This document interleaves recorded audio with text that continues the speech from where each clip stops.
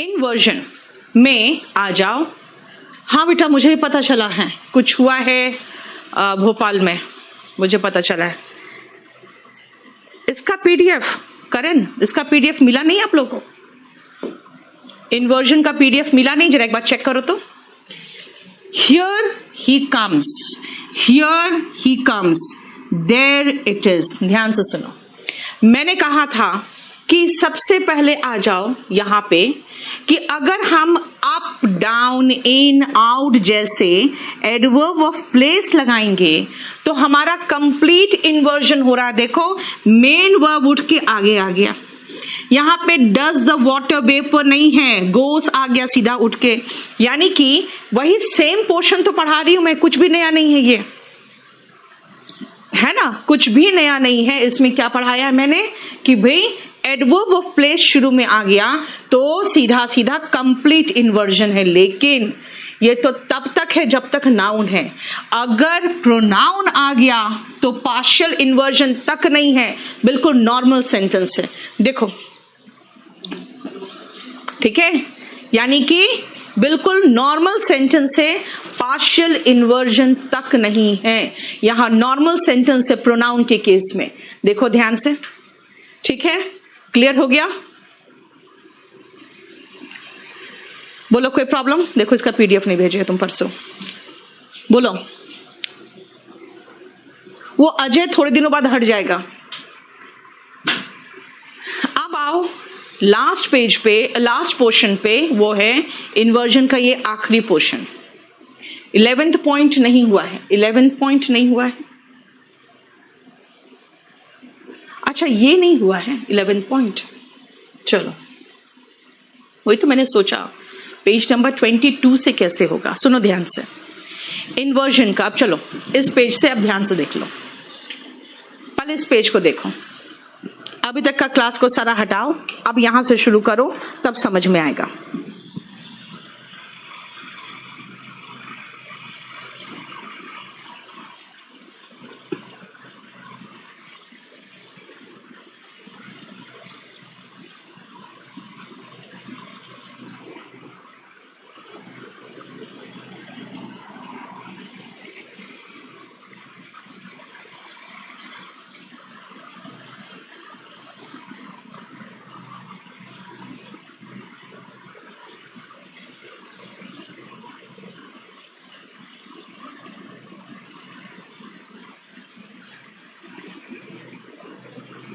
हो गया? देखो ध्यान से सुनना बेटा। आप हो, आप मतलब ऊपर, हियर मतलब यहां, देयर मतलब वहां। इसका मतलब क्या हुआ? इसका मतलब ये तो एडवर्ब ऑफ प्लेस ही तो हुआ। हमने अभी कहा था आपको पिछले क्लासेस में कि एडवर्ब ऑफ प्लेस जब आता है तो कंप्लीट इन्वर्जन होता है ना। एडवर्ब ऑफ प्लेस आता है तो कंप्लीट इन्वर्जन होता है। देखो एडवर्ब ऑफ प्लेस ही तो है कंप्लीट इन्वर्जन। देखो, यानी कि डज द वाटर वेपर गो नहीं है, goes the water vapour and comes the rain. देखो डाउन भी तो एडवर्ब ऑफ प्लेस है। फिर आओ हियर, हियर के साथ भी चीफ गेस्ट के साथ देखो कम्स आया है, और यहां पर भी प्लेन के साथ गोज आया है। देखो ध्यान से, यानी कि सारा सारा simple present tense, simple present tense जानबूझकर हमने लगाया है कि देखो यहां पे does plus subject plus verb का बेस फॉर्म नहीं है ना, बल्कि क्या है यहां पे कंप्लीट इन्वर्जन आ रहा है। कंप्लीट इन्वर्जन का मतलब main verb before the subject. देखो, और ऐसा क्यों हुआ? क्योंकि हम पहले भी पढ़ चुके हैं कि एडवर्ब ऑफ प्लेस के मामले में कंप्लीट इन्वर्जन आता है। लेकिन यहां पे ध्यान से सोचो एक चीज और, कि एडवर्ब ऑफ प्लेस के मामले में कंप्लीट इन्वर्जन आता है, लेकिन अगर हम नाउन यूज कर रहे हैं तभी आ रहा है chief guest, water vapour, plane, rain. देखो अगर हम प्रोनाउन यूज कर दे तो क्या होगा? प्रोनाउन यूज कर दे तो उसको पहले देखो।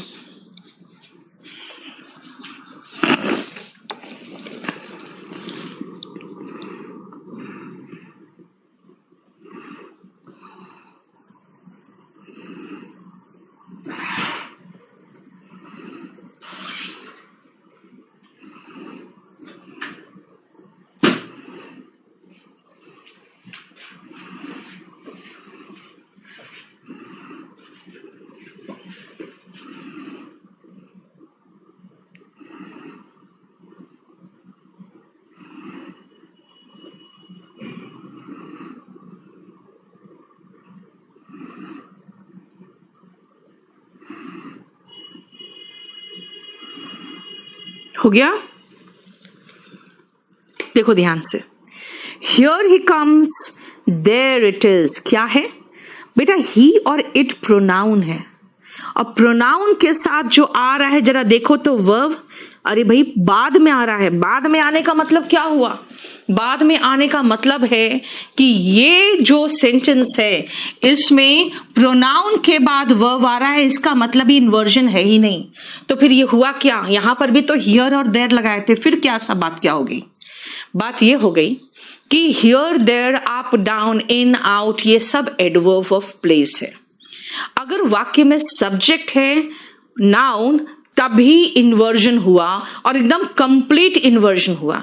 लेकिन अगर हमने प्रोनाउन हटा के, नाउन हटा के प्रोनाउन लगा दिया ना, तो देखो ध्यान से, फिर तो इन्वर्जन ही खत्म हो गया, यानी सब्जेक्ट के बाद वर्ब हो गया, इन्वर्जन का ऑप्शन ही खत्म हो गया। देखो इन्वर्जन का ऑप्शन ही खत्म हो गया। क्या इन्वर्जन लोड करा दो अब? कौन से सारे बैचेस है? टारगेट 1 और 2 है बस। हाँ,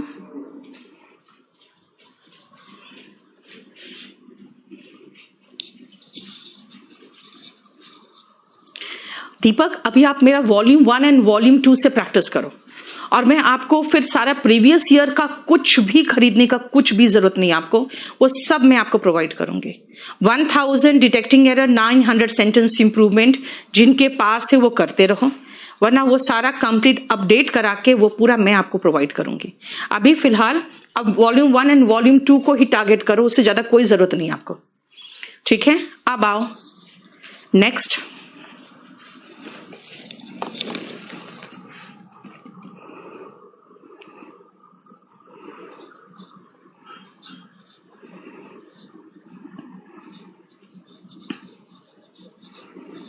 ये मैम जो पीओ स्पेशल चल रहा है अभी, हाँ वही सब में। हाँ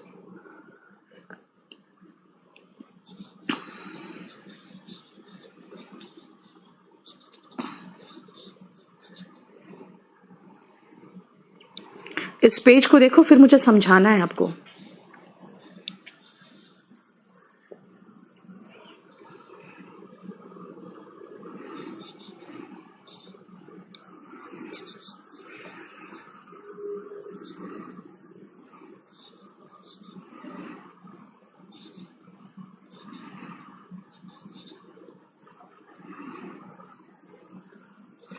एक बात बताओ,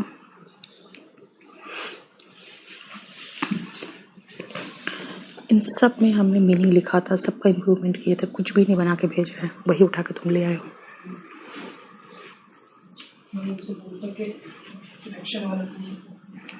परसों किए था ना? हाँ जी, परसों कौन सा दिन था?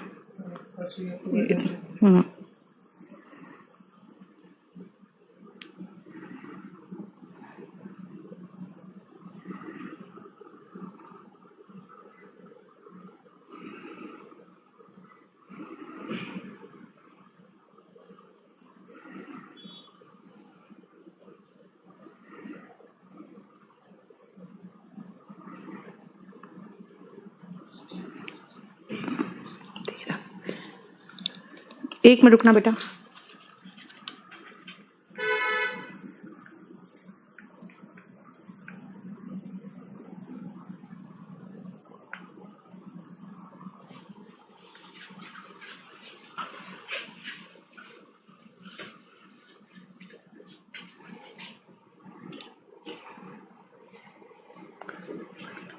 एक सेकेंड,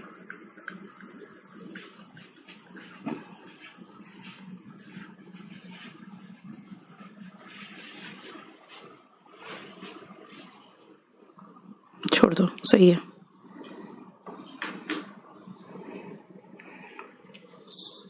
मीनिंग लिखा था वो नहीं डाला है खाली।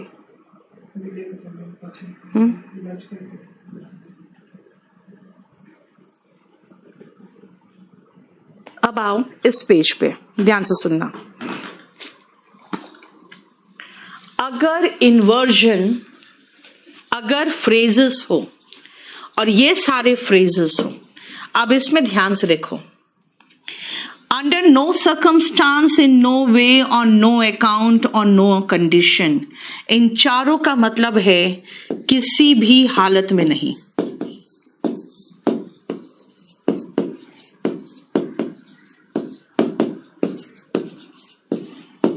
ठीक है, ये चारों का मीनिंग है। एट नो टाइम का मतलब होता है कभी भी नहीं।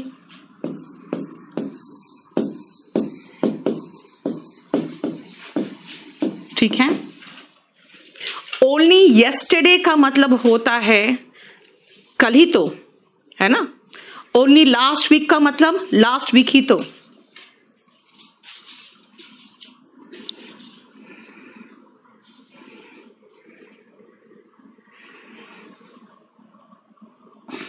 थैंक यू सो मच आराधना। कौन सा एग्जाम देके आई हो आराधना?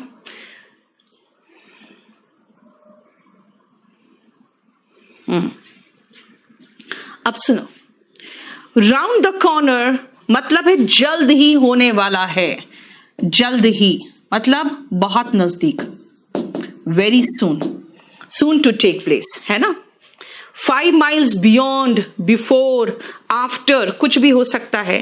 To such an extent, to such a degree, इसका मतलब है इस हद तक। सबका मीनिंग बता दिया मैंने। सो वेल, इतना अच्छा।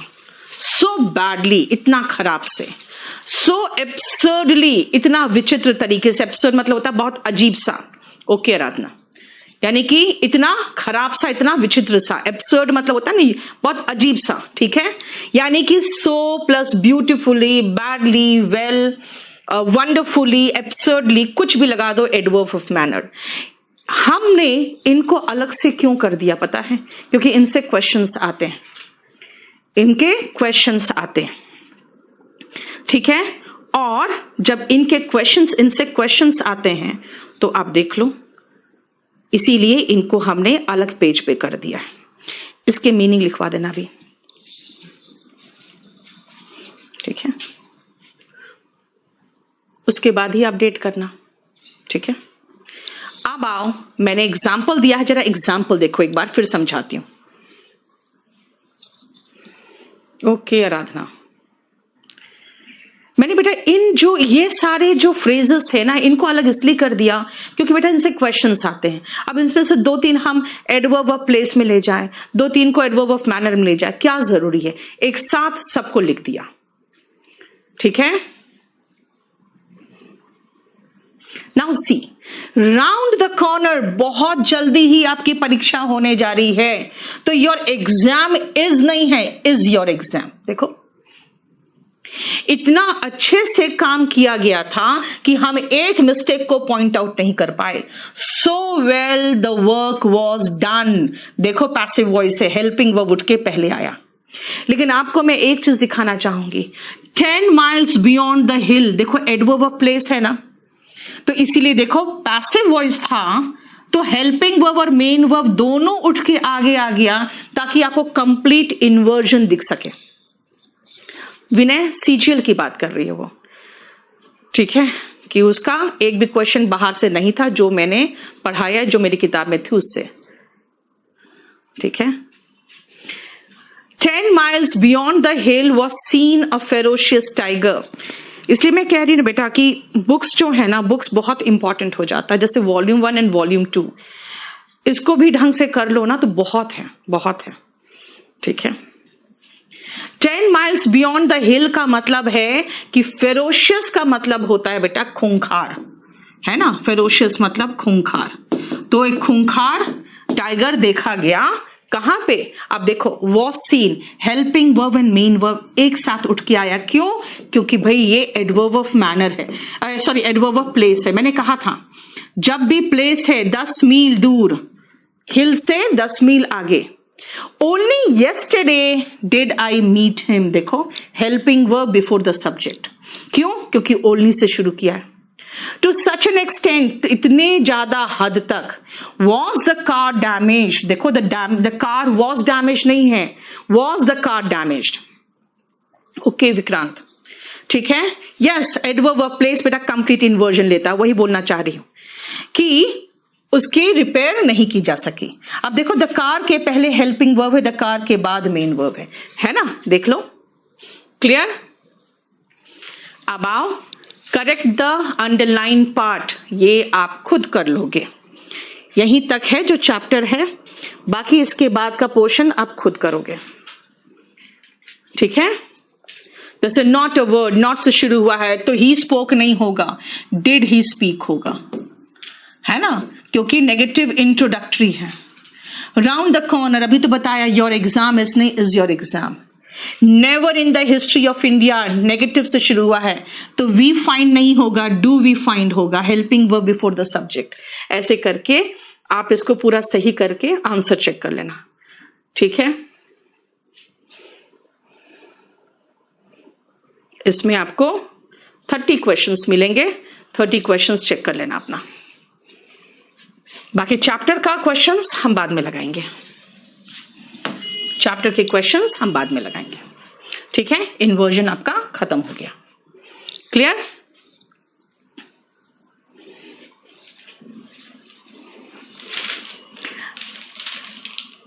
बेटा बुक तो पढ़ना पड़ेगा ना, रट्टा नहीं होता, पढ़ना पड़ता है।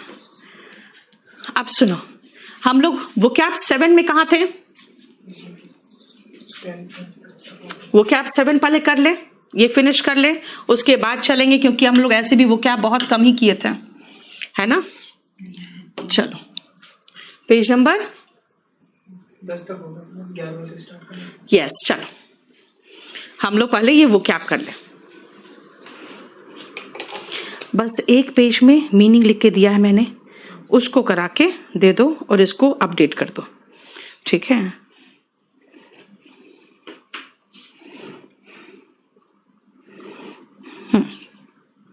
चलिए अब एक बार देख लो, फिर समझाऊंगी मैं आपको पूरा अच्छे से, हिंदी के साथ मीनिंग देख लो, क्योंकि मैं जब समझाऊंगी तो आपको रीड करने का समय नहीं मिलेगा। आप पहले रीड कर लो इसको।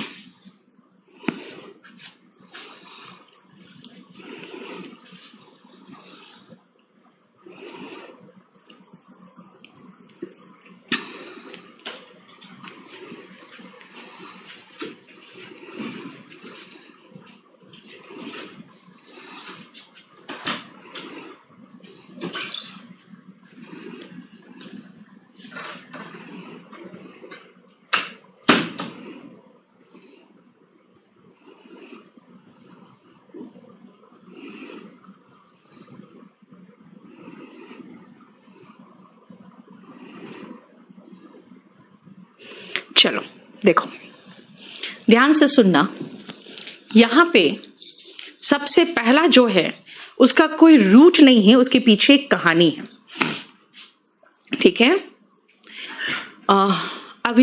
अवनिश 2016 के एडिशन के बाद बेटा मैंने 10 चैप्टर ऐड किए हैं, तो अगर आपके पास वॉल्यूम 2 है तो भी काम चल जाएगा, ठीक है ना। और अगर वॉल्यूम 1 वॉल्यूम 2 समय दोनों का है तो, और अभी पढ़ो ना बेटा, काफी है, बहुत कुछ दे रही हूं आपको। एक मिनट रुकना, है क्या हो गया? मैंने बोला आज बाबू को, उसको खुद ही नहीं पता था कैसे हुआ है।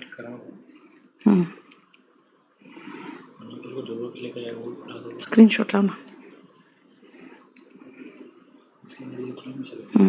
स्क्रीनशॉट दो।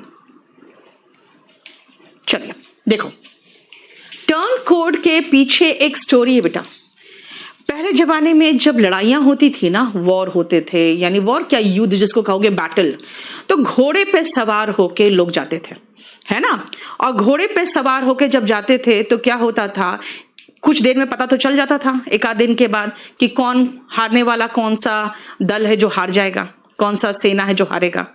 तो जो बाकी सेना होते थे ना, जो हारने वाली सेना होती थी, उनको डर रहता था कि मारे जाएंगे, नहीं तो बहुत बुरी तरह से ट्रीट होगा।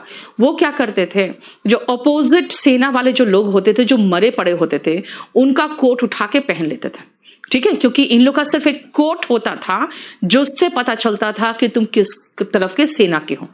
तो वो दूसरे के कोट पहन के क्या करते थे, उनके साथ भाग लेते थे। अब 25-50 हजार सेनाओं के बीच में क्या पता कौन अपना कौन पराया है ना। तो इसीलिए टर्न कोड का नाम आ गया। क्यों? क्योंकि वो विश्वासघाती होते थे, वो दल बदलू होते थे, और वो अपने टीम को छोड़ के दूसरे टीम को ज्वाइन करते थे।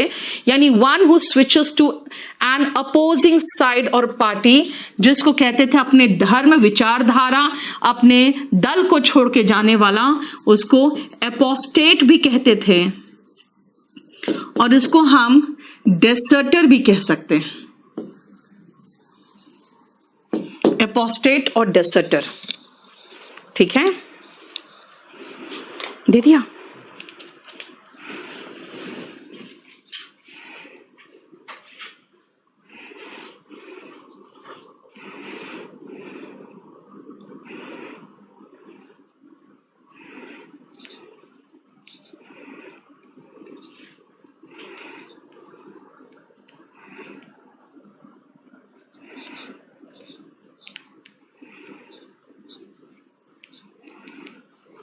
ठीक है, नेक्स्ट आओ डिसइंटरेस्टेड। ध्यान रखना, यहां पे इंटरेस्टेड वर्ड जो है वो तो बताता है दिलचस्पी, है ना। और अभी कर देंगे बेटा, इन्वर्जन अभी कर दूंगी मैं, मीनिंग डाल के अभी तुरंत कर दूंगी। और डिस का मतलब यानी कुछ नेगेटिव बता रहा है। कुछ लोग सोच लेते हैं कि ये डिसइंटरेस्टेड मतलब अनइंटरेस्टेड होता है, ऐसा नहीं है। डिसइंटरेस्टेड का मतलब अनइंटरेस्टेड नहीं होता, बल्कि डिसइंटरेस्टेड का मतलब होता है कि हम किसी में इंटरेस्टेड नहीं है। इसका मतलब है कि मैं निष्पक्ष रहूंगी। अगर आप मुझे जज बना रहे हो तो I will remain disinterested. Uninterested का मतलब होता है इंटरेस्ट नहीं होना। डिसइंटरेस्ट का मतलब होता है निष्पक्ष होना। इस पर बहुत अच्छा एक क्वेश्चन आया हुआ है, that the political parties were amazed to see the disinterestedness of the people in that election करके था, electorate in that election। अब देखो, इलेक्टोरेट का मतलब होता है जो इलेक्शन में वोट देते हैं। अब अगर इलेक्शन में वोट देने वाले जो होंगे वो मैक्सिमम अनइंटरेस्टेड हो सकते हैं। अनइंटरेस्टेड का मतलब क्या हुआ, जिसका मतलब इंटरेस्ट नहीं है ना, तो वोट देने नहीं जाएंगे। भाई हम निष्पक्ष नहीं हो सकते। पॉलिटिकल पार्टीज के मामले में, अपने इलेक्शन के मामले में हम कभी भी डिसइंटरेस्टेड नहीं हो सकते, यानी निष्पक्ष कैसे हो सकते हैं, राइट। इसलिए याद रखना, डिसइंटरेस्टेड गलत है, डिसइंटरेस्टेड वहां गलत था, वहां पे अनइंटरेस्टेडनेस होना चाहिए था, है ना। तो डिसइंटरेस्टेड का मतलब होता है निष्पक्ष, यानी कि not influenced by personal feelings और ओपिनियंस और कंसर्न्स, नॉट बायस्ड, ठीक है ना, यानी अनबायस्ड हो गया। अब आओ क्रिप्टोग्राफी। जहां भी क्रिप्टो हो समझ जाओ हिडन है, जहां भी ग्राफी वर्ड लिखे समझ जाओ राइटिंग की बात हो रही है। क्रिप्टो मतलब हिडन, और राइटिंग की बात हो समझ जाना, ग्राफी की बात हो समझ जाना, राइटिंग की बात हो रही है, ठीक है। क्रिप्टोग्राफी क्या? क्रिप्टोग्राफी का मतलब होता है जब हम कोई चीज ऐसा दे रहे हैं, ठीक है ना, ऐसा हम लोग कोई चीज लिख के दे रहे हैं जो जिसके थ्रू भेज रहे हैं, या बाय चांस किसी के हाथ लग जाए तो उसको पता भी नहीं चलेगा इसमें लिखा हुआ क्या है। जनरली हमारे जासूस इस लैंग्वेज का इस्तेमाल करते हैं। अगर आपने राजी पिक्चर देखा होगा तो आपको क्रिप्टोग्राफी समझ में आ जाएगा, ठीक है, क्योंकि उसको पहले क्रिप्टोग्राफी सिखाया गया था और फिर वो क्रिप्टोग्राफी के थ्रू वहां से मैसेजेस भेजती थी जो यहाँ किसी को पता नहीं चलता था बीच में कि क्या लिखा हुआ है, ठीक है। इसे क्रिप्टोग्राफी का मतलब है हिडन राइटिंग, देखो। और वही प्रोसेस में चेंज करना इस एनक्रिप्ट। वो क्या करती थी, जितने भी वहां के सीक्रेट बातें होती थी उसको एनक्रिप्ट करके भेज देती थी। एनक्रिप्ट का मतलब होता है चेंज इनटू सीक्रेट वर्ड्स। देखो, to change from one form to another, specially to hide its meaning, उसके कूट रूप दे देना जिससे किसी को समझ में ना आए। देखो यहां पर भी तो क्रिप्ट वर्ड है ना, और वर्ड है क्रिप्ट से रिलेटेड। देखो 7 तक क्रिप्ट है यहां पे। जहां भी लॉजी होगा समझ जाना स्टडी की बात हो रही है, ठीक है। जहां भी निम आए समझ जाना नेम की बात हो रही है। देखो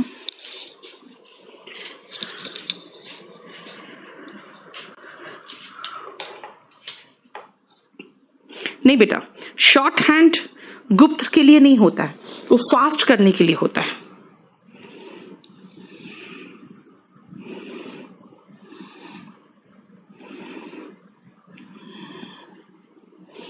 ठीक है, देखो क्रिप्टिक, इसका मतलब क्या होता है? इसका मतलब होता है सीक्रेट। जैसे हमारे जो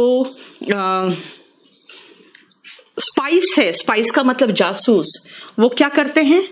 encrypt, they encrypt the information and then they send the cryptic information to the officers, है ना। यानी कि क्रिप्टिक का मतलब होता है छिपा हुआ, जिसमें कुछ रहस्य हो, यानी कूट, हैविंग और seeming to have hidden meaning, ठीक है, जिसमें हिडन मीनिंग होता है।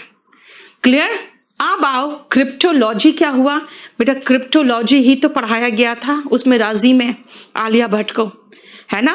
और फिर क्रिप्टोग्राफी करके वो भेजती थी, इसलिए क्रिप्टोग्राफी की स्टडी इज क्रिप्टोलॉजी, ठीक है। देखो द स्टडी ऑफ कोड्स और the art of writing and solving them. देखो, और उसके बाद जानते हो ना, जैसे टाइगर, खैर बहुत ही बकवास तरीके से उसको एग्जैजरेट करके बना दिया गया है, वरना टाइगर इनफैक्ट उसी रविंदर कौशिक के पर फिल्म बनी है, जो रविंदर कौशिक यहां से गया था इंडिया से और वहां पे पकड़ा गया और उसकी बहुत बुरी मौत हुई है, बहुत बुरा हाल हुआ है उसका।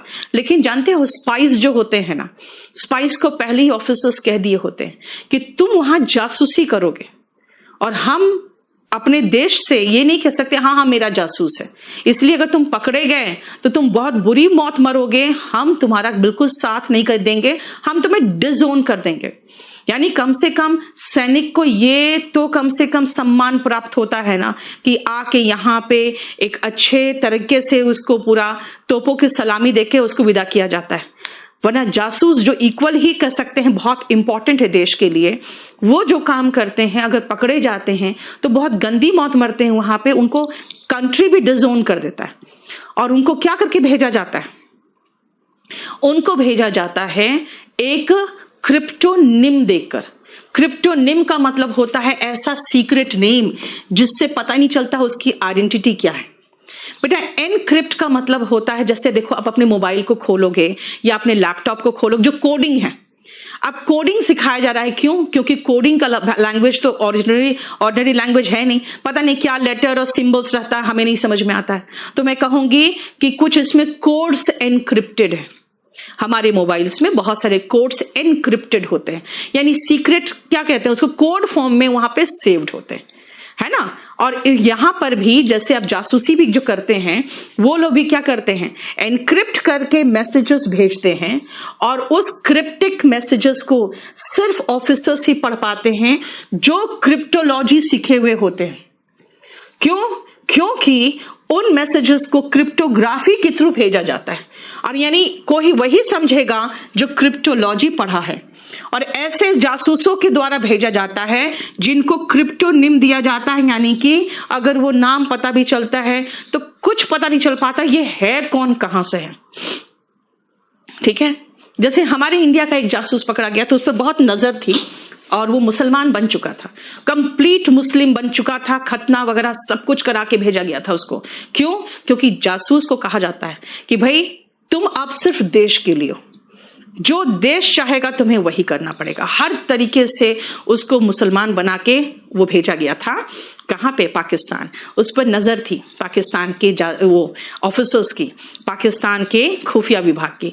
और वो क्या हुआ, किसी नदी में नहाने गया और जब नहाया तो हिंदू है, नहाया तो क्या किया, अंजलि में जल भर के और सूरज को चढ़ा दिया, बस वहीं पर अरेस्ट हुआ।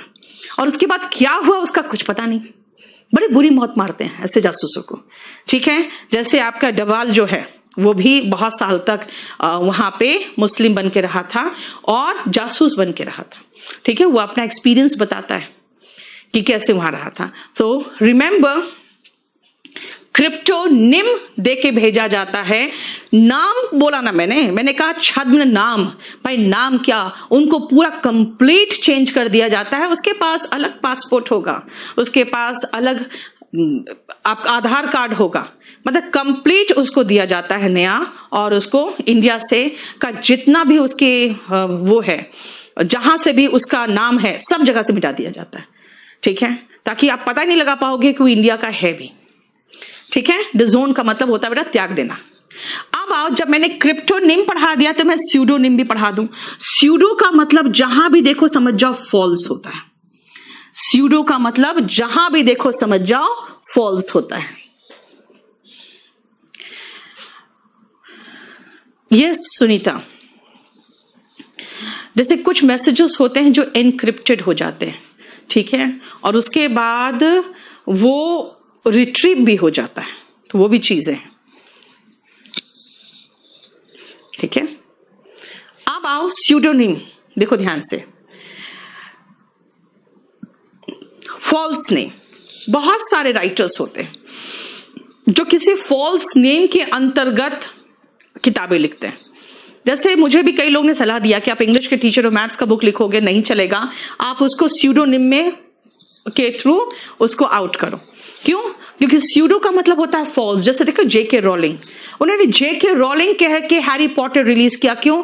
क्योंकि जब हैरी पॉटर बहुत फेमस हो गया ना, तब पता चला अच्छा ये महिला है, वरना जानते हो पहले पता चल जाता है ये महिला है तो हैरी पॉटर को लोग सीरियसली नहीं लेते, ना ही पढ़ते।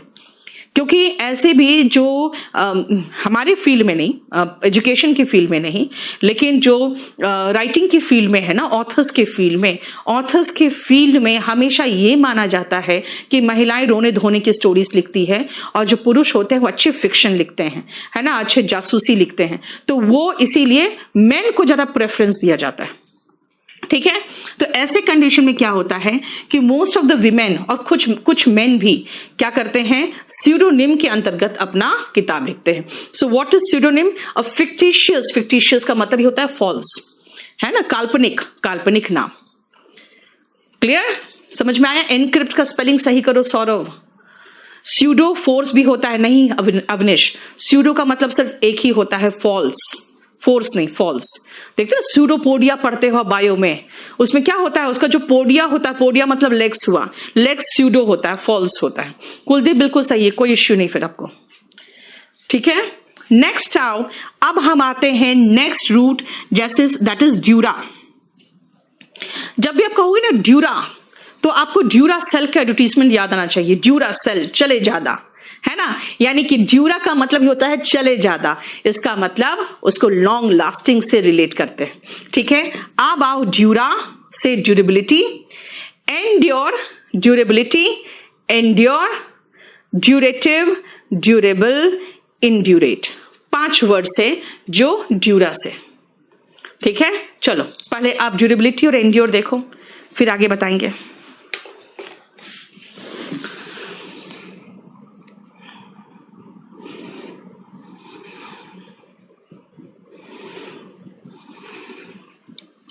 देख लिया? अब ये देखो 3,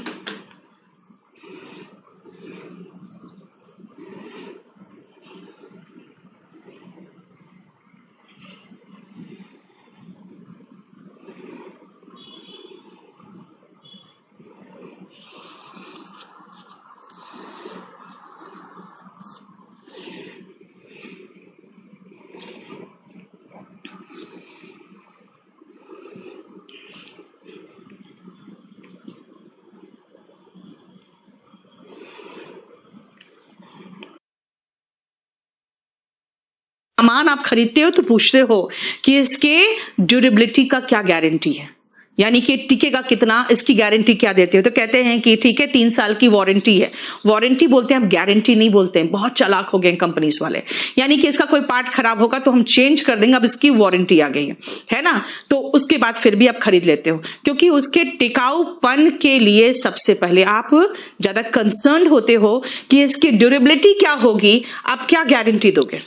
ठीक है, अगर मान लो कोई ऐसा मशीन है जिसमें आप सामान वगैरह रख के तौलते हो, तो कहेगा कि देखो इसकी ड्यूरेबिलिटी इतनी है कि ये 500 केजी तक एंड्योर कर लेगा, है ना, 500 केजी तक एंड्योर कर लेगा। एंड्योर मतलब बर्दाश्त करना।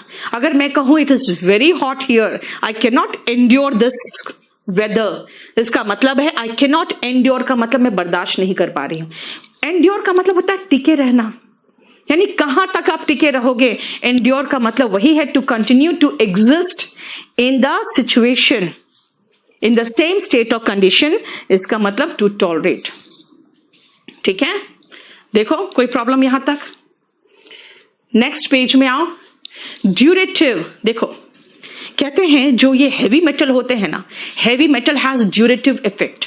अगर वो जापान में गिरा था तो आज 2-3 जनरेशन के बाद भी, 2 जनरेशन के बाद भी उसकी इफेक्ट जीन्स में दिख रहे हैं, जो नए पैदा हुए लोग हैं उनमें भी। इसका मतलब वो जो मेटल जो वो था, न्यूक्लियर इफेक्ट था उसका, उस हैवी मेटल का जो ड्यूरेटिव इफेक्ट है वो आज भी दिख रहा है। So what is durative? It is an adjective, तभी तो मैंने इफेक्ट लगाया इसके बगल में, तभी तो नाउन लगा पाई। और ड्यूरेटिव का मतलब क्या है? निरंतर, यानी कि कंटिन्यूइंग एक्शन, कंटिन्यूइंग और रिलेटिंग टू कंटिन्यूइंग एक्शन।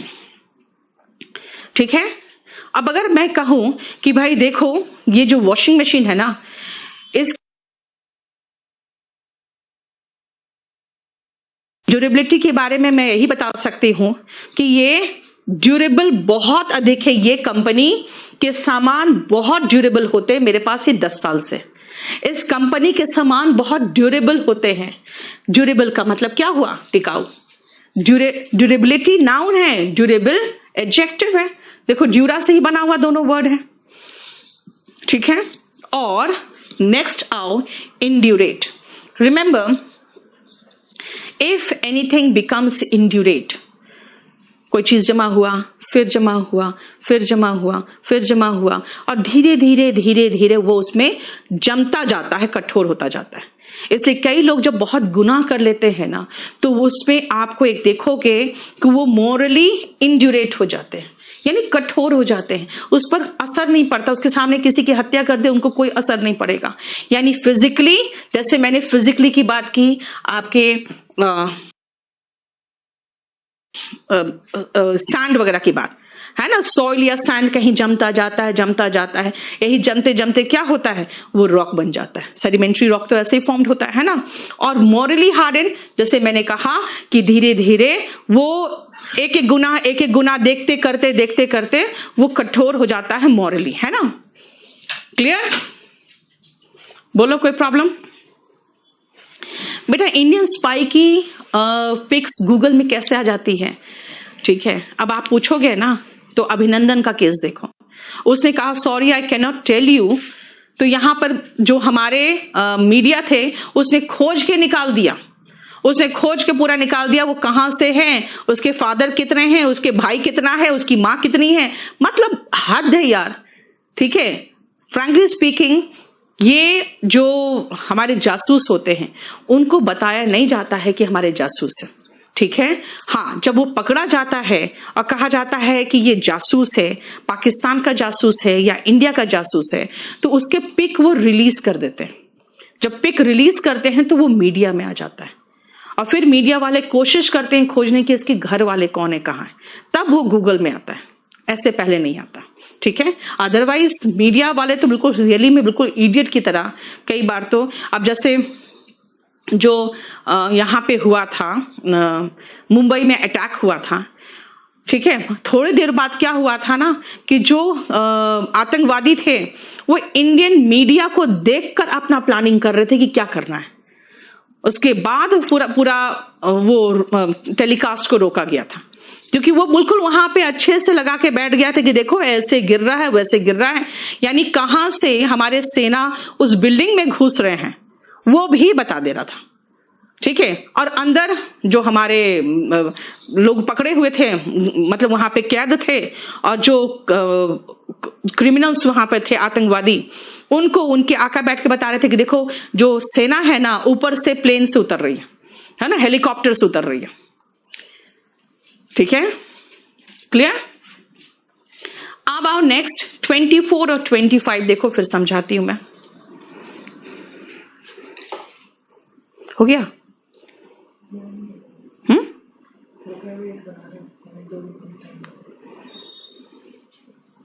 अब जरूरत नहीं है वो क्या बेट का, पहले ये खत्म करा के दो।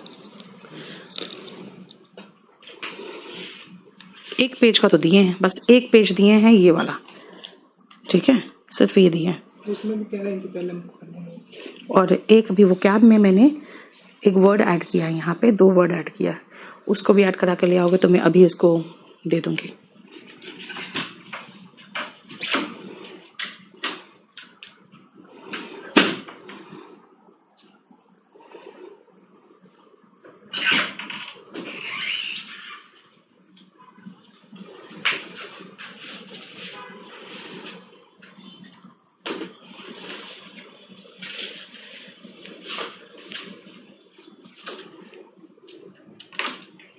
हो गया?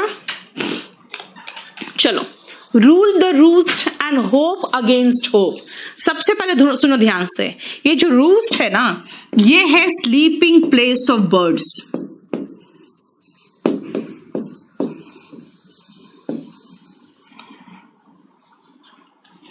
ऐसे लिख दूं मैं। रूस्ट का मीनिंग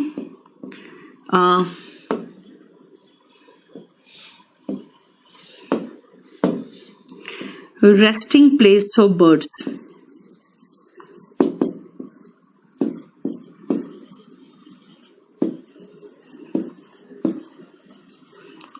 अब ध्यान से देखो बना कैसे है, रूल द रूस्ट बना कैसे। रेस्टिंग प्लेस ऑफ बर्ड्स को रूस्ट कहते हैं। यानी कि अगर मैं ऐसे मानूं कि चलो मैं अपने को चिड़िया मान लूं, अपने बेटे को एक चूजा मान लूं, तो ये भी तो रूस्ट है ना? समझ में आया? इसका मतलब मेरा घर भी रूस्ट कहला सकता है। तो हम उस तरह से सोच के रूस्ट कह सकते हैं। इफ आई से आई रूल द रूस्ट, इसका मतलब है ये पूरा घर जो है ना, यहाँ पे क्या होगा क्या नहीं होगा वो मैं चलाती हूँ। रूल का मतलब होता है शासन करना। रूल का मतलब क्या होता है? शासन करना। यानी रूल द रूस्ट का मतलब होता है जिसके नियंत्रण में सब हो। जैसे अभी क्या है, अभी गवर्नमेंट में like Modi and Shah rule the roost, Amit Shah and Modi rule the roost. ठीक है, clear. So rule the roost का मतलब होता है to be in complete control of. ठीक है। होप अगेंस्ट होप, देखो ध्यान से सुनो क्या होता है। होप अगेंस्ट होप, भाई डॉक्टर कह रहा है नहीं ये तो मरेगा ही, क्योंकि इसने तो, इसका बचने की कोई संभावना नहीं है। ठीक है, होता क्या है, जैसे आप मान लो सुशांत सिंह राजपूत का ही केस है। ठीक है, उसको जल्दी से फटाफट उतार के उसको सांस दिया गया। क्यों? Because her sister had hope against hope, है ना। Her sister had hope against hope. क्यों? क्योंकि उसे लगा शायद जिंदा है, शायद बच जाए। सो what is hope against hope? Hope against hope का मतलब होता है जहां पे आशा नहीं हो, ऐसी परिस्थिति में भी आशा बनाए रखना इज होप अगेंस्ट होप। ठीक है, क्लियर। हाँ, ये कह सकते हो she rules the roost as far as KD campus is concern, she rules the roost, ये कह सकते हो। ठीक है, ये बात अब केडी लाइव के लिए नहीं कह सकते हो। केडी लाइव में इन लोगों ने बड़ा नौटंकी कर रखा हुआ है, बहुत सारी चीजों के लिए इनको पूछते रहना पड़ता है।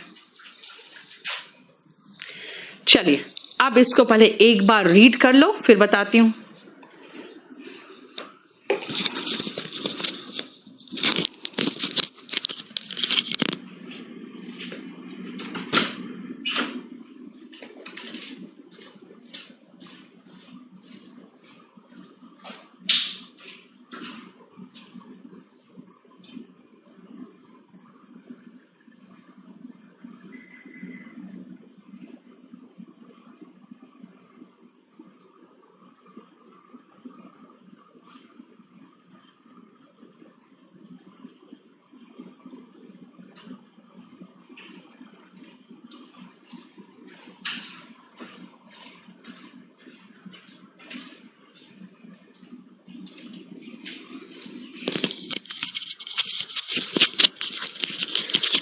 विक्रांत केरी लाइव है तो मेरा बेटा, लेकिन आधा तो पूरा उसका टेक्निकल पार्ट है ना, उसमें मेरा कुछ नहीं चलता, ठीक है।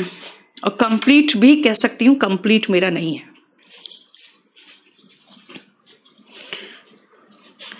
हो गया? चलो देखो ध्यान से। Have the gift of the gap. Gap का मतलब याद रखना, बक बक करना। अगर मैं खाली गैप का मीनिंग पूछूं तो,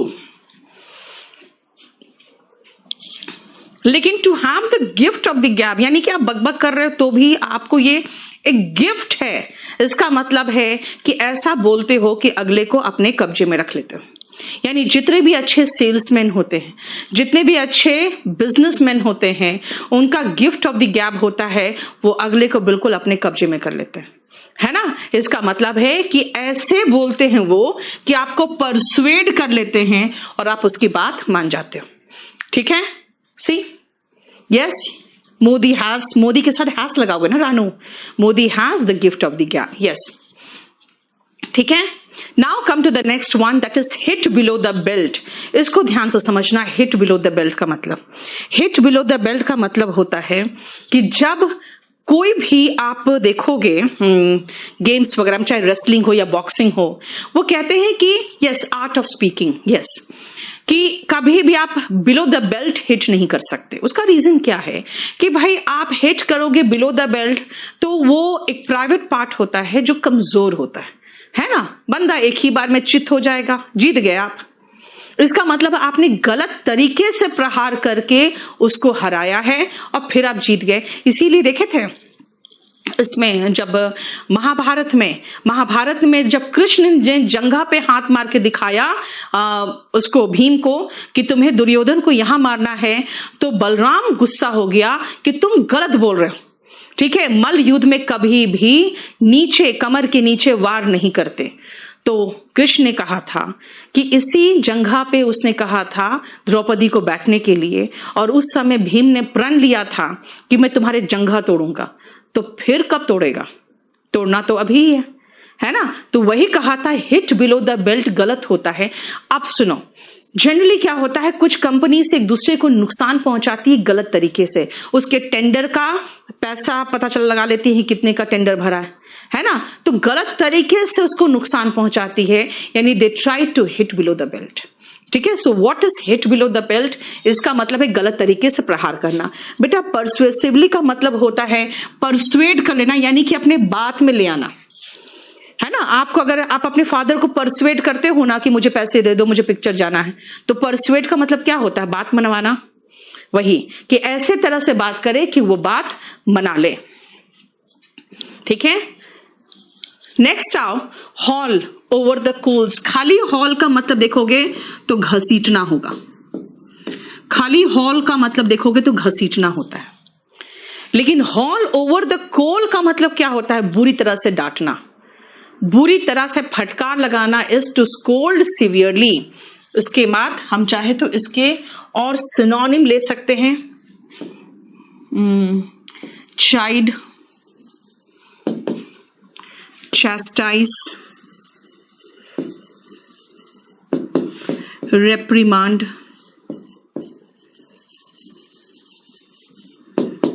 rebuke, rebuff,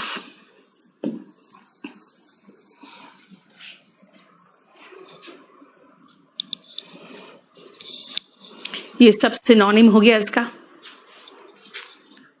26 मैंने बता दिया बेटा, अच्छा वक्ता होना, अच्छा वक्ता होना।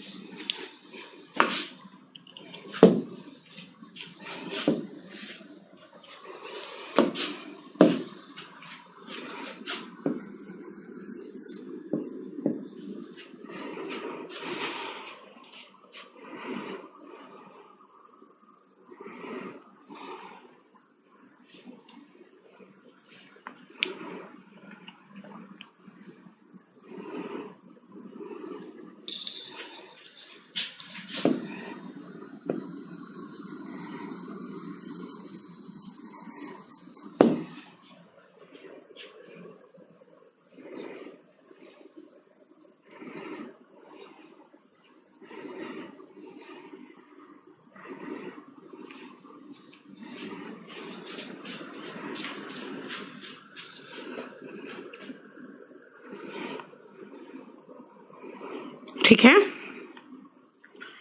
नेक्स्ट आओ 28 का, नहीं रिप्रीमांड कहा बेटा, रैम्पेंट का मतलब होता है बृहद तरीके से, बिरेट भी चलेगा। हाँ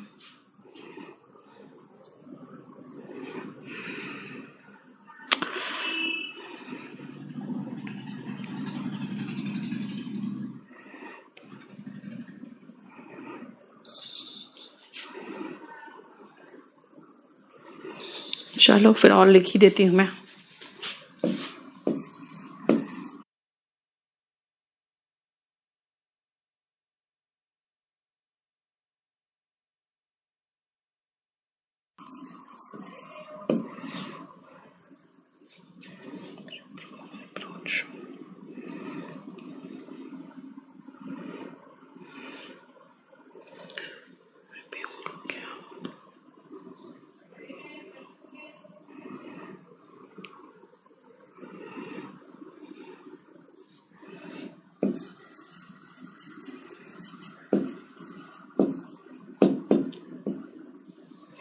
ठीक है,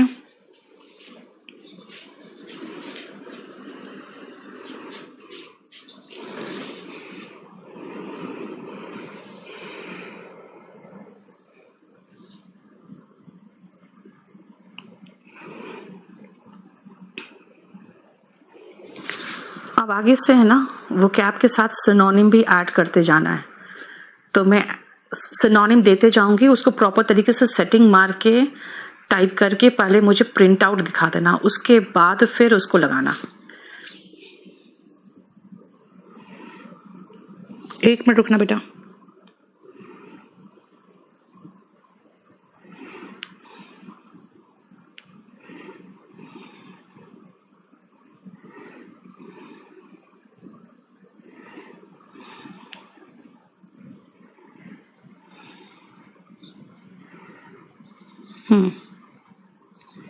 चलो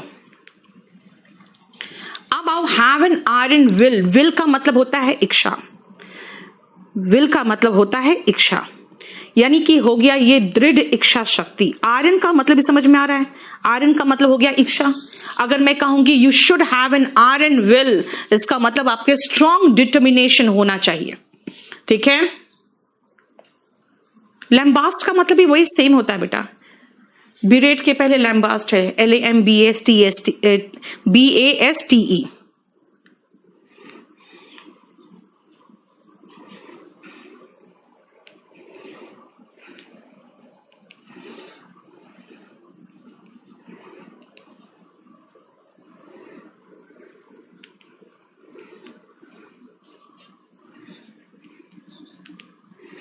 ठीक है, rule with an iron fist. Iron fist का मतलब होता है मुट्ठी, आयरन फिस्ट का मतलब होता है मुट्ठी, और आयरन हैंड का मतलब भी होता है, समझते हो ना, आयरन का हैंड बिल्कुल दृढ़ तरीके से, जैसे सद्दाम हुसैन हो गया, है ना। ये सब क्या थे, they ruled with an iron fist, है ना।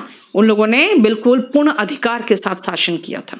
Rule with an iron fist का मतलब होता है रूल विथ कंप्लीट अथॉरिटी। ठीक है, नेक्स्ट आओ एक बार पढ़ो।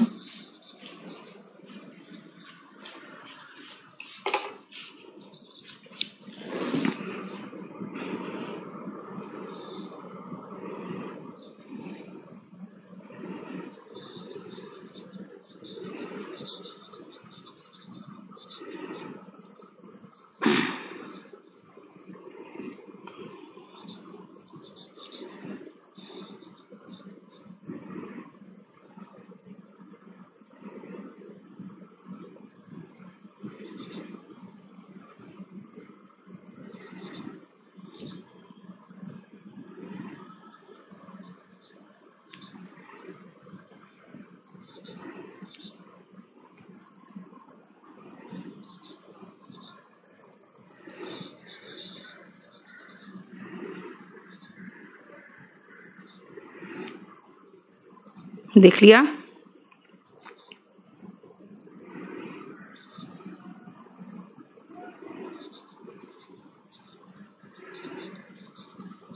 ध्यान से देखो। Strike while the iron is hot, जब आयरन हॉट होता है ना, उस पर आप प्रहार करते हो तो जिस शेप में चाहते हो उस शेप में वो ढल जाता है। इसका मतलब है कि सही समय पर काम करते हो तो वो काम सही होता है। सो इसीलिए कहते हैं you should strike the iron when it is hot, यानी कि सही समय पर काम करना। ठीक है। आयरन्स इन द फायर, ध्यान से सुनो क्या है। जितने भी हमारे लोहार होते हैं वो क्या करते हैं, जो छड़ होते हैं, आयरन होते हैं, जो भी आयरन का टुकड़ा होता है उसको फायर में डालकर रखते हैं। क्यों? क्योंकि अब उस पर काम करना है ना, उस पर अब आपको उसको काम करना है। इसका मतलब है कि उसको ढालना है, कुछ बनाना है उससे। इसका मतलब जितने भी आयरन्स फायर में है सब पर काम होना है। अगर मान लो कि मुझे फिर से 2 बैच और दे दिया जाएगा तो मैं कहूंगी I can not take any more batch because I have many irons in the fire. इसका मतलब है कई बैचेस हाथ में। आयरन्स इन द फायर का मतलब होता है वो एक्टिविटीज या प्रोजेक्ट जिसमें मैं इन्वॉल्व हूं, यानी कि अभी बहुत सारे बैचेस मेरे हाथ में। ठीक है। अब आओ ब्लैक ऑक्स। ब्लैक ऑक्स को तुम ऐसे समझो, जैसे हमारी जब मौत आती तो कहते हैं यमराज लेने आते हैं काले भैंसे पे बैठ के, वैसे ही काला भैंस या ऑक्स जिसको कहते हो आप बैल, ये हमेशा अनलक यानी कहते हैं ना बैड लक का सूचक होता है। इसीलिए अगर ब्लैक ऑक्स की बात करें तो इसका मतलब होता है नाकामयाबी या बुरी किस्मत, है ना। He faced a black ox when he started this business। इसका मतलब है कि जब से ये बिजनेस स्टार्ट किया है तब से ये परेशानी हो रही है। नेक्स्ट आओ डम ऑक्स, कहते हैं बैल बुद्धि। बैल बुद्धि का मतलब क्या हुआ, यानी बैल की तरह बुद्धि है उसका। इसका मतलब है कि डम का मतलब एक तो गूंगा होता है ना, गूंगा होता है। इसका मतलब है कि स्टूपिड पर्सन।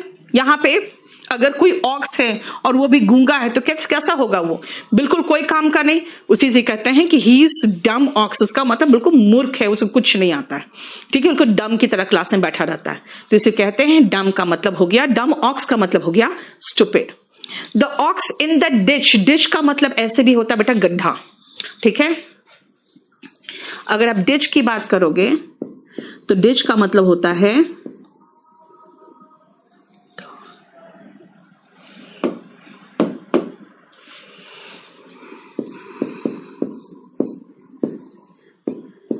गड्ढा। क्लियर? डिच का मतलब गड्ढा। अगर गड्ढे की बात करोगे तो कभी भी कोई ऑक्स अगर किसी गड्ढे में गिरता है ना, अगर किसी गड्ढे में गिरता है तो सबसे पहले सब काम को छोड़कर पहले ऑक्स को निकालना पड़ता है। क्यों? नहीं तो और ये 500 केजी का ऑक्स क्या होगा, और नीचे गड्ढा में घुसता चला जाएगा। इसका मतलब है कि सबसे पहले हमें उस गड्ढे से उसको निकालना पड़ेगा। राइट? तो इसलिए कहते हैं ऐसा काम जिसके लिए आपको सारा काम छोड़ना पड़ेगा, यानी सबसे पहला काम जो बहुत ही अर्जेंट काम है उसको कहते हैं the ox in the ditch, यानी the situation that is dire and requires urgent and undivided attention now at present the economy of India for the government should be the ox in the ditch। ठीक है, आओ कुछ synonym लिखते हैं stupid person का। एक word है निनकॉम्पूप, बहुत अच्छा वर्ड है, उसको लिखो स्टूपिड पर्सन के लिए। ठीक है,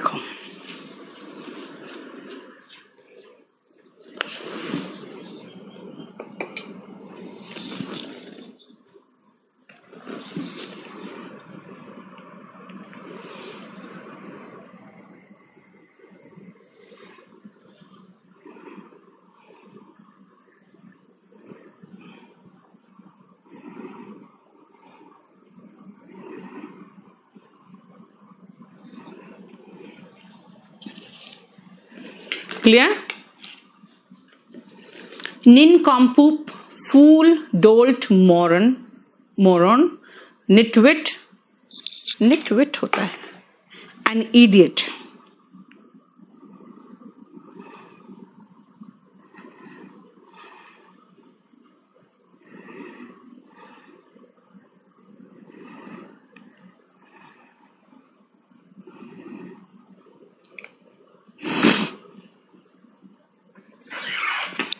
ठीक है, 35 तक हम लोगों ने कर लिया है। अब आओ तो हम लोग आगे ही बढ़ जाते हैं, क्योंकि अब पैसिव वॉइस शुरू करना बिल्कुल यूजलेस होगा। एक तो हो गया काम, है ना, और वो कैब 7 हम लोगों ने पिछली बार तो डाल रखा था इसमें, है ना। तो अभी जब मैं पूरा कंप्लीट करूंगी ना, तो इसमें कुछ कुछ मैंने इम्प्रूवमेंट किया है, उसको डालने के बाद पिछला वाला हटाओगे फिर डालोगे, ठीक है। लेकिन मेरे से करेक्शन करा लेना, और वो भी हार्ड कॉपी में।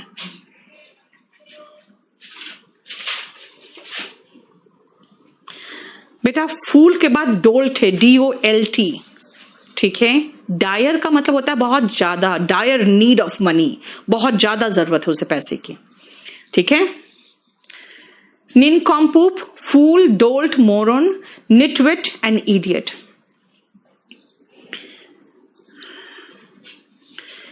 पैसिव वॉइस, नरेशन तो खैर नहीं है बना हुआ। पैसिव वॉइस का पूरा वो जीतू को दे देना। चंदन कल से 5-6 दिन की छुट्टी पे जा रहा है, ठीक है। उसके बाद 8, 9, 10 वो कैब चंदन को बोलना कल तैयार करके उसको दे देगा जीतू को, ताकि करेक्शन जो करना होगा मुझे, ठीक है। और जहां जहां जो मटेरियल है जीतू को बता के जाए। चलो नेक्स्ट आओ।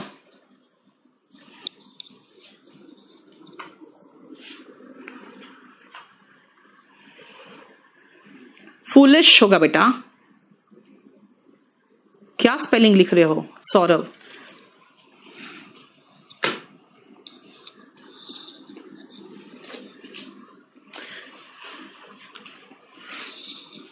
चलो नेक्स्ट पेज देखो जल्दी से फटाफट।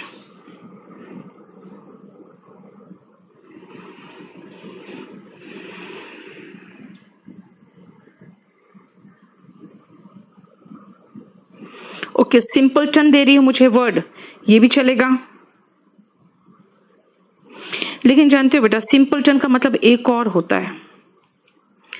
इसका मतलब होता है इतना सिंपल सा जिसको बेवकूफ बनाया जा सकता है, वो हो जाता है। लेकिन यूज कर सकते हो फूलिश के सिनोनिम में।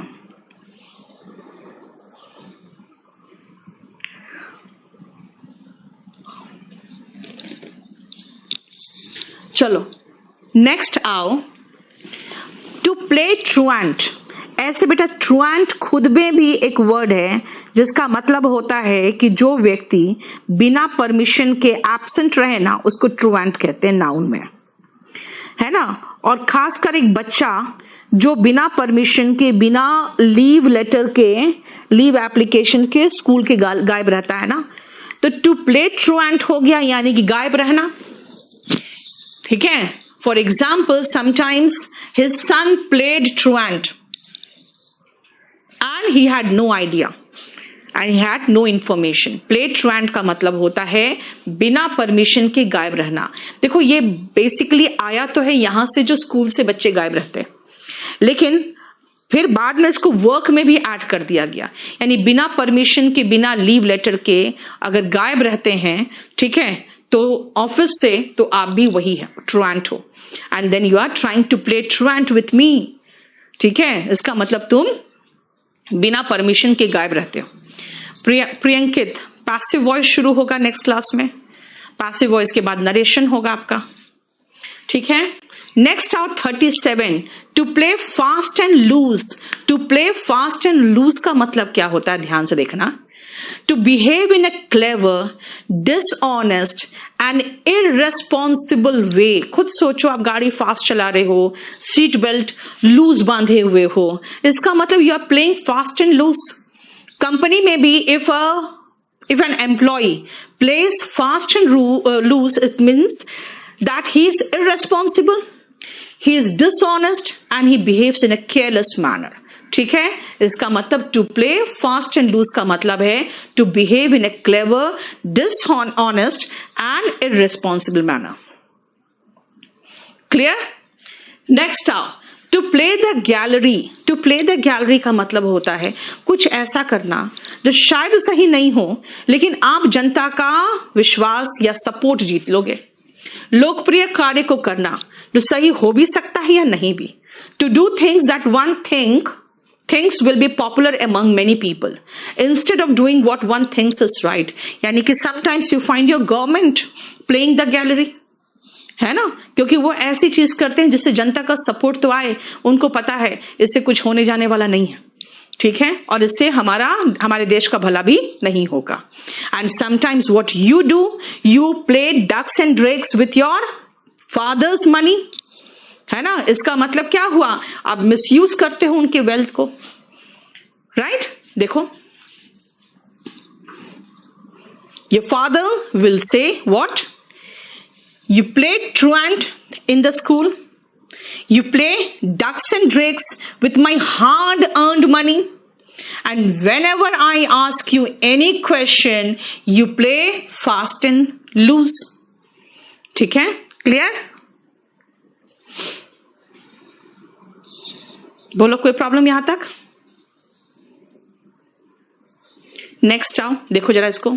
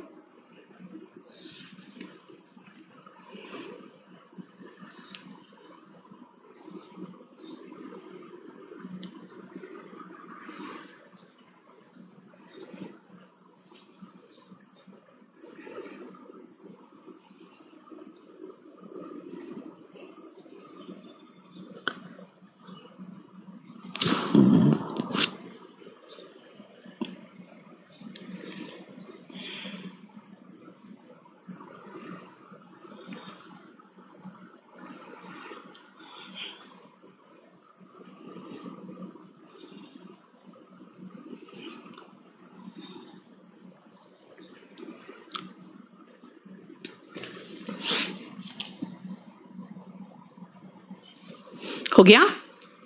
सी, प्ले योर कार्ड्स राइट। इसका मतलब खुद सोचो, अगर आप ताश खेल रहे हो और सही पत्ता फेंकोगे तो आप जीत जाओगे। ठीक है, सही पत्ता फेंकोगे तो आप जीत जाओगे। इसका मतलब क्या हुआ कि to play your cards right का मतलब होता है कि सही काम करना। Like if you play your cards right you will get selected, if you play your cards right you will get success in your business, है ना। the government should play the cards right in this hour of crisis। ठीक है, to play second fiddle का मतलब दोयम दर्जा अपनाना। like many women, like very beautiful girls, very beautiful actresses, they play second fiddle in the life of their husband, है ना। जैसे हेमा मालिनी देख लो, श्रीदेवी देख लो, they all have played second fiddle in the life of their husband, यानी कि second wife थी। ठीक है, to play a secondary or minor role with regards to someone else। now आ जाओ 42 और 43 में। 42 जरा देखो तो एक बार, पहले 42 देखो और फिर 43 देखो।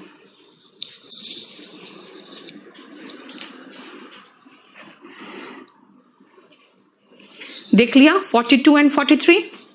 अब सुनो 42 एंड 43 क्या है।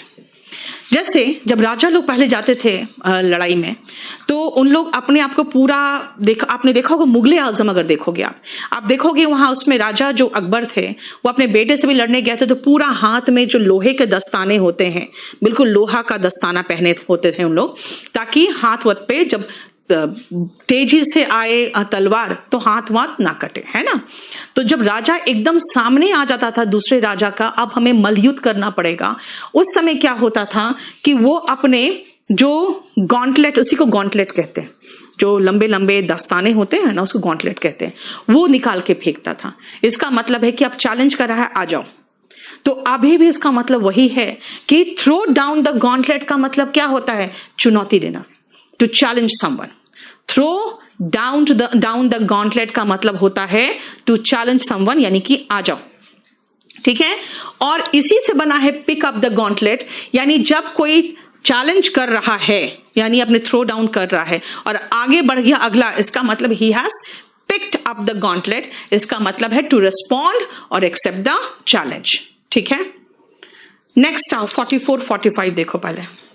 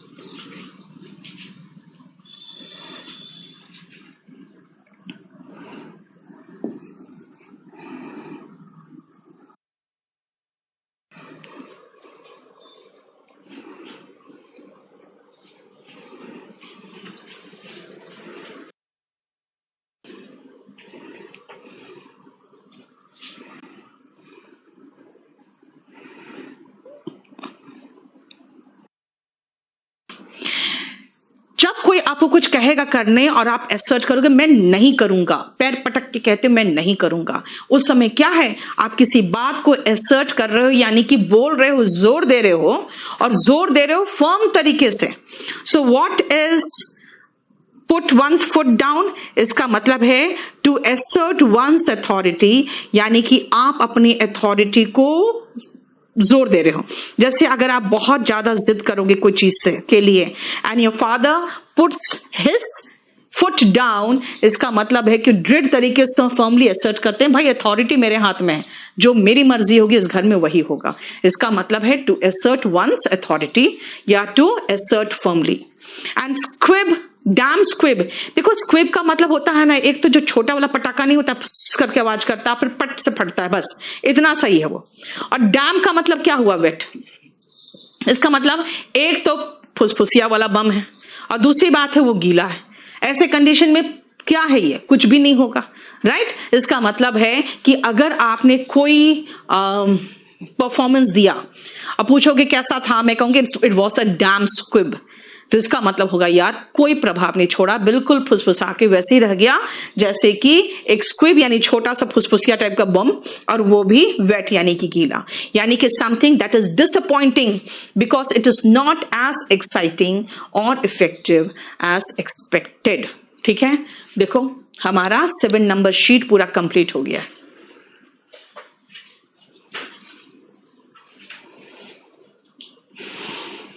बोलो कोई प्रॉब्लम यहां तक?